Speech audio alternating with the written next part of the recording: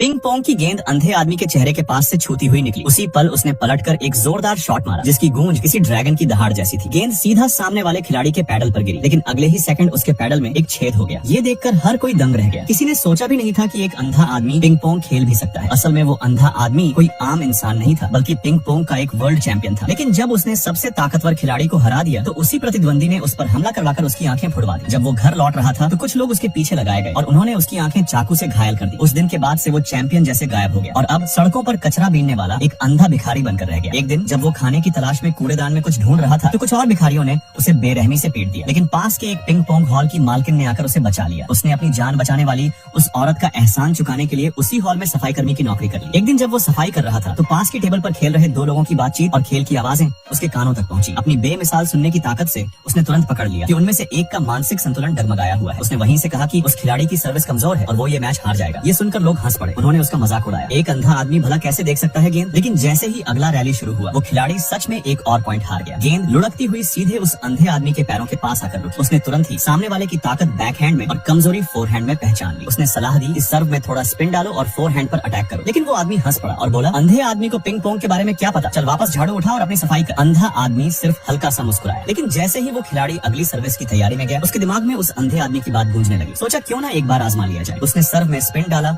और four hand पर हमला किया और सामने वाला खिलाड़ी गेंद को मिस कर गया। गेंद दूर जाकर गिर गई। ये देखकर सब चौंक गए कि एक अंधा सफाई कर्मी इतनी सटीक सलाह दे सकता है। इसी बीच एक और गेंद उस अंधे आदमी की ओर उड़ती हुई आई जो उसके सिर से टकरा सकती थी, लेकिन उसने फुर्ती से झाड़ू उठाकर गेंद को बिल्कुल सटीकता से वापस लौटा दिया। अब हर कोई उसकी तारीफ करने लगा। तभी उस हॉल की खूबसूरत मालकिन भागती हुई आई। उसने तुरंत सभी ग्राहकों को बाहर कर दिया और अपनी पूरी टीम को इमरजेंसी मीटिंग के लिए बुला लिया। उसने एक दराज खोली और बैंक कार्ड्स की एक मोटी गड्डी निकालकर सबके सामने रख दी। फिर उसने सबको बताया कि आज से ये पिंग पोंग हॉल बंद किया जा रहा है, क्योंकि एक पुराना ट्रेडर एक राज्य स्तरीय चैंपियन को लेकर चुनौती देने आया है। अगर हम हार गए तो पूरा हॉल हमें छोड़ना पड़ेगा। मालकिन जानती थी कि उसकी टीम इस स्तर के खिलाड़ी का सामना नहीं कर पाएगी, इसलिए उसने अपने सारे सेविंग्स टीम को बतौर फेयरवेल देने का फैसला किया। लेकिन उसकी टीम ने कसम खाई थी कि वो उसके साथ आखिरी दम तक खड़े रहेंगे। मालकिन ने फिर भी कहा कि वो उनके भविष्य को खराब नहीं करना चाहती और चाहती है कि सब चले जाएं। उसने फिर एक अलग बैंक कार्ड अंधे आदमी को थमाया और कहा, तेरी जिंदगी सबसे मुश्किल है, ये पैसा तू ले जा। अंधे आदमी ने उस दिन को याद किया जब उसने उसकी जान बचाई थी और सोचा कि वो इस हॉल को बर्बाद होते हुए कैसे देख सकता है। फिर भी उसने कार्ड ले लिया। ये देखकर सबने उस अंधे आदमी को कोसना शुरू कर दिया। नालायक, एहसान फरामोश। मैनेजर तो उसे पीटने तक चला गया, लेकिन मालकिन ने रोकते हुए कहा, ये पैसे उसी के हक के हैं। उसी समय ट्रेडर अपने खिलाड़ियों के साथ हॉल में दाखिल हुआ। उसके साथ जो मुख्य खिलाड़ी था वो दुनिया का तीसरे नंबर का पिंग पोंग खिलाड़ी था। ट्रेडर ने कहा, अगर तुम में से कोई भी इसे हरा दे तो मैं हार मान लूंगा। टीम का सबसे सीनियर शिष्य सामने आया, लेकिन राज्य स्तरीय चैंपियन के सामने